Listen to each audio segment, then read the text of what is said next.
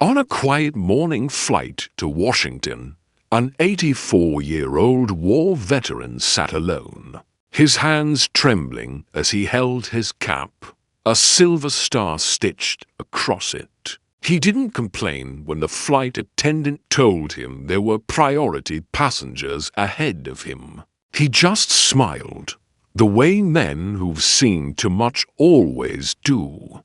But when a 4-star general boarded minutes later and stopped beside his seat, what happened next silenced the entire plane. Before we dive in, tell us in the comments, where in the world are you watching from?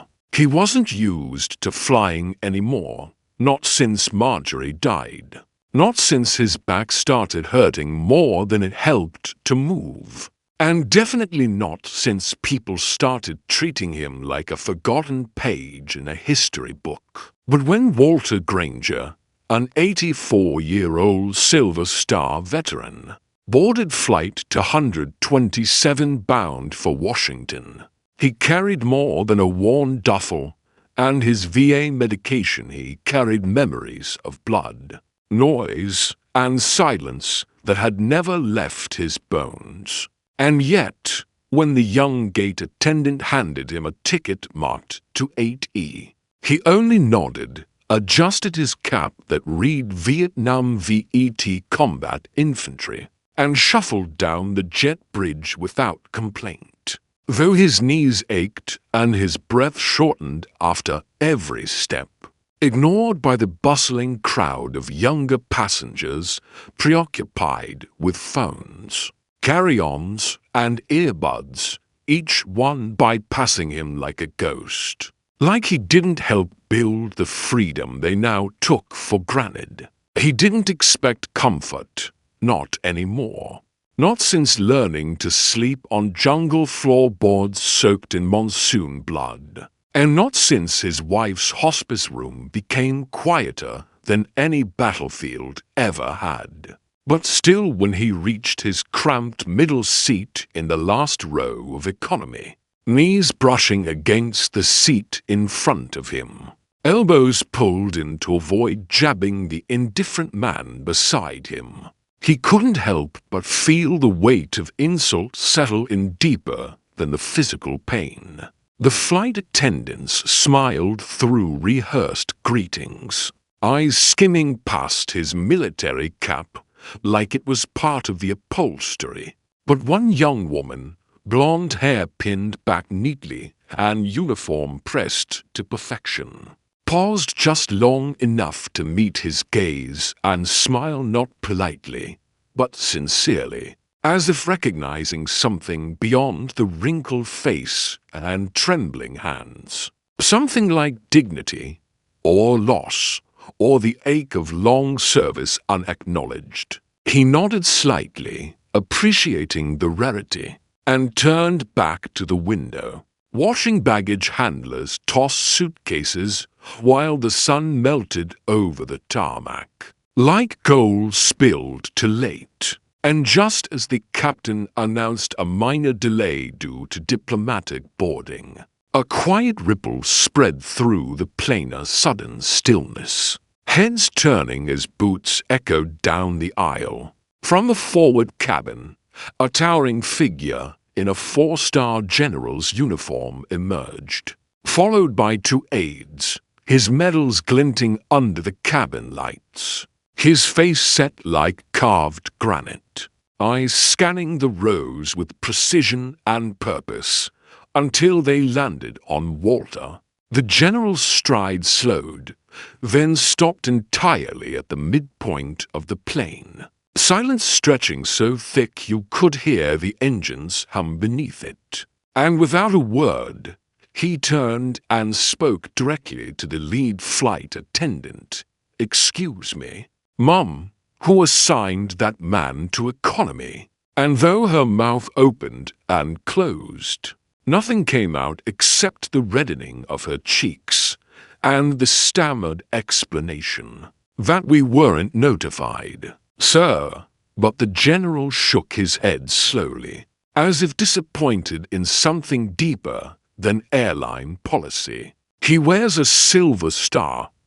That should be the only notification anyone needs, the general said. Loud enough for the surrounding passengers to hear, and the tension cracked open into murmurs. Some shocked, some ashamed, as the general continued. Priority passengers aren't always CEOs and celebrities. Sometimes they're men who haven't asked for a damn thing in 50 years. And with that, he turned, walked to Walter's seat, and extended his hand not in pity, not in publicity, but in deep, unshakable respect. And Walter, stunned, slowly reached out to take it, fingers trembling, eyes misting, as if unsure whether he was dreaming or dying or finally being seen. "Sir," the general said, "you're coming with me." And before Walter could respond, the general had already turned to the flight crew. "First-class seat. Right now. Move someone if you have to." And though policy didn't allow for that, nobody dared argue with the fire in his voice or the gravity in Walter's quiet, broken posture. A young man in a business suit, overhearing the exchange, stood up and said, "He can take my seat," and another added, "Mine too," until a small cascade of passengers began to applaud. Softly at first, then louder, not as a spectacle, but as penance, as recognition, as a small attempt to repay a debt that could never truly be paid. Walter, stunned and silent, stood on shaking legs, supported by the general's arm, and walked slowly toward the front, each step a lifetime of sacrifice reclaimed.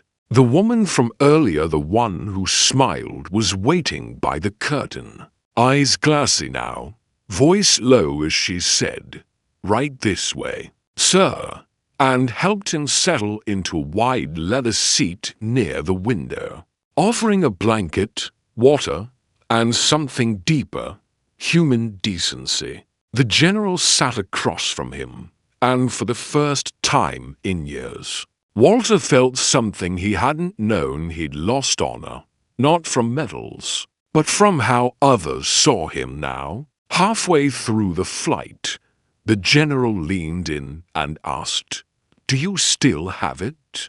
And Walter reached into his breast pocket and pulled out the small, worn box, the silver star inside still shining like defiance. And when he opened it, the general whispered, "My father never came home.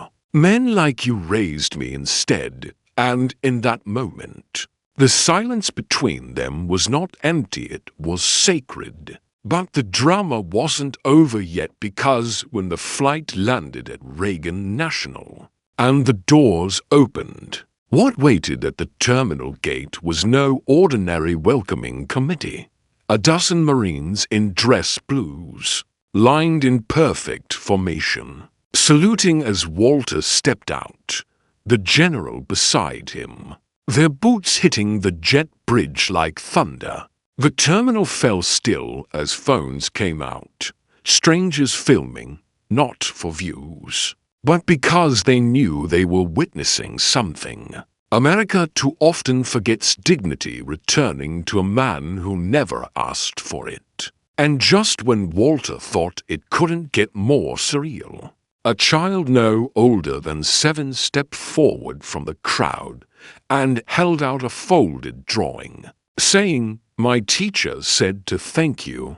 And that's when Walter finally broke, tears slipping down his cheeks, not from pain, but from the sudden, overwhelming awareness that he hadn't been forgotten, not by all, not today, not anymore.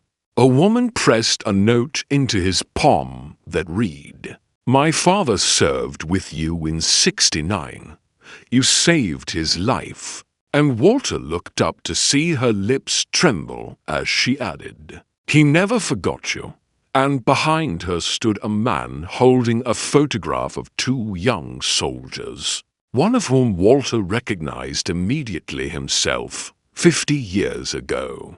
Arm around a laughing comrade who died in his arms days later. And all at once, the years collapsed, the silence shattered, and the crowd moved not away from him, but toward him, each step a bridge between the forgotten and the remembered.